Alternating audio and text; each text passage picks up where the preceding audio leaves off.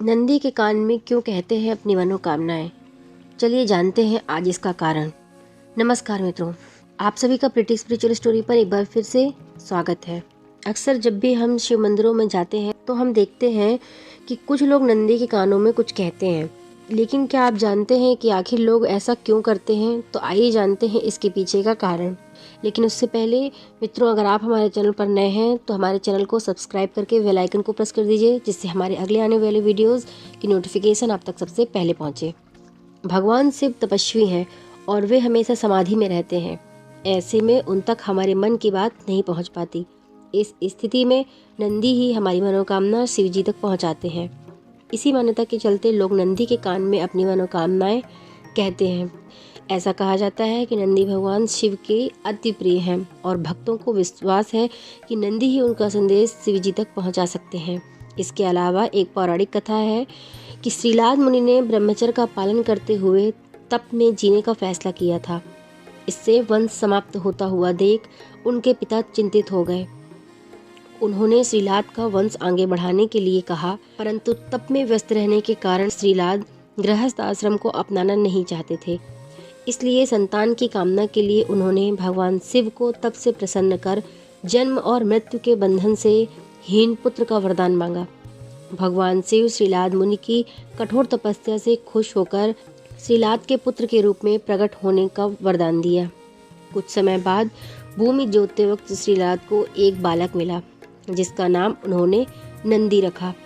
अब उसको बड़ा होते देख भगवान शंकर ने मित्र और वरुण नाम के दो मुनि श्रीलाद के आश्रम में भेजे, जिन्होंने नंदी को देखकर भविष्यवाणी की कि नंदी अल्पायु रहेगा। अब जब नंदी को यह मालूम हुआ तो वह महादेव की आराधना से मृत्यु को जीतने के लिए वन की ओर चल पड़ा।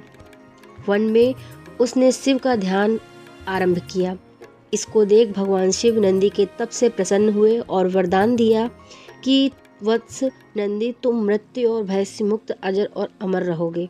भगवान शिव ने उमा की संपत्ति के समस्त गणों, गणेश और वेदों के समक्ष गणों के अधिपति के रूप में नंदी का अभिषेक करवाया। इस प्रकार नंदी नंदेश्वर हो गए। बाद में मर्तों की पुत्री श्वेसा के साथ उनका विवाह हुआ। भगवान शंकर ने नंदी को वरदान दिया कि जहाँ उनका निवास होगा वहीं नंदी भी विराजमान होंगे। कहते हैं कि तभी से हर शिव मंदिर में नंदी की स्थापना की जाती है। साथ ही ऐसा भी कहा जाता है कि अगर अपनी मनोकामना नंदी के कान में कही जाए तो वे उसे भगवान शिव तक जरूर पहुंचाते हैं। ऐसी भी मान्यता है कि नंदी के कान में कही गई बातें कोई दूसरा व्यक्ति ना सुने। अपने हाथों को अपनी आँखों से ढकें और उन्हें इच्छा शक्ति बताएं। नंदी के कान में कभी भी जोर जोर से नहीं बोलना चाहिए।